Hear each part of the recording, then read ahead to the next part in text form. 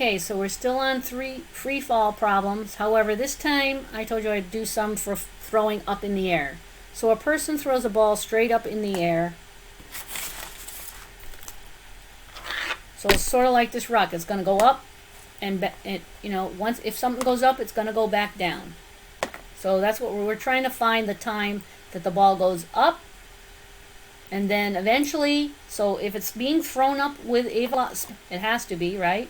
So when I toss this up in the air, it's going up, up, up, up, up, but at the very top, something happens before it starts to go back down.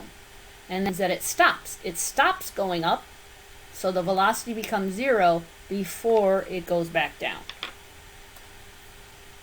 So initially we have a ball, and it's going to go up in the air, and then eventually it's going to come back down, but we want to know how high it goes. We want to know from here to the very top there. At the very top here, the velocity is 0, and the initial velocity is second. Okay? And we also know our g is 9.8 seconds. So first the second one was how long it's up in the air. To find how long it took just to go straight up, the time. So do the first one, how high. So again, if you look at these equations, I have v90. So it says how high it went up. So the first equation I have here, I can't use it. The second equation has my distances, but has a time in it. So the only equation I can use is this one that has d's, g, velocities.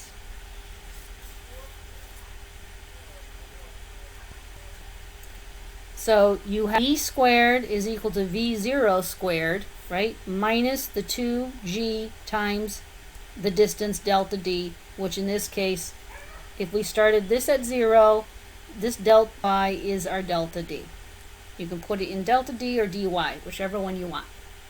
So my initial velocity is not 0, so I have to keep it in. However, my final velocity is 0.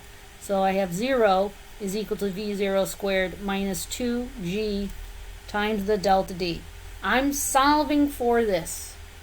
So that means first I need to put my v0 to the other side, and so I have to subtract it.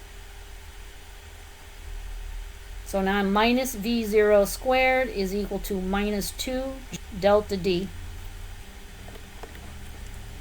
Now I still want this to be by itself, so now what's happening? I'm multiplying by g, and I'm multiplying by negative 2. So that means I have to divide by the negative 2 and the g on both sides. So my equation becomes delta d, or you can say dy, is equal to a minus v0 squared divided by minus 2 times g. So we rearrange this first equation so that we have a d equals. And so then it's fairly simple. It's a minus the 15 squared, and it's minus 2 times the 9.8. So that happens to be a minus 225 divided by a minus 19.6. So if I have the 15 squared is the 225, and I'm going to divide by the 19.6. So I'm getting a distance that it went up in the air 11.479 meters. That's, mind you, this is just the distance that it took to go up in the air. We know that it comes back down, but that wasn't part of the problem. So now I'm going to try to do B over here, and it said to do how long. So B was how long. So now I'm looking for a t. So back to our three equations, and so we either have this equation where we have g. We do know the initial velocity. We know the final velocity, 0, because it's at the very top.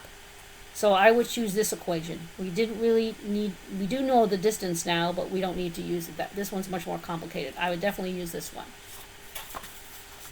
So if I was going to use that one, I'd have v is equal to v0 minus the gt, and now I have to solve for it to be t equals. So the first thing I would do is move my v0 over, so I would subtract it, so it would be v minus v0 equals minus g over t. And these are being multiplied, so I'm going to divide by my minus g. So t becomes v minus v0 over negative g. Now, are you going to do it this quickly? No.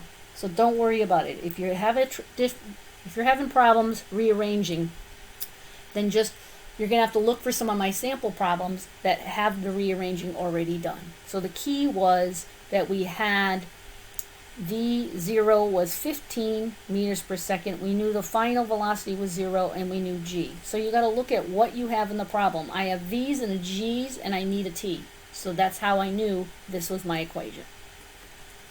So now we get to the final answer. So this is 0 minus the 15 meters per second divided by minus 9.8 meters per second squared. So the time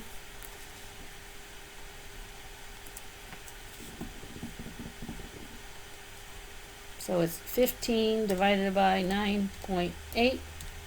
So I get the negatives that cancel each other out, and I got 1.5306 seconds. So when we threw the ball up in the air with an initial velocity of 15 meters per second, it took 1.53 seconds to reach the top, and it went 11.479 meters up to the top. So there is some problems with free fall.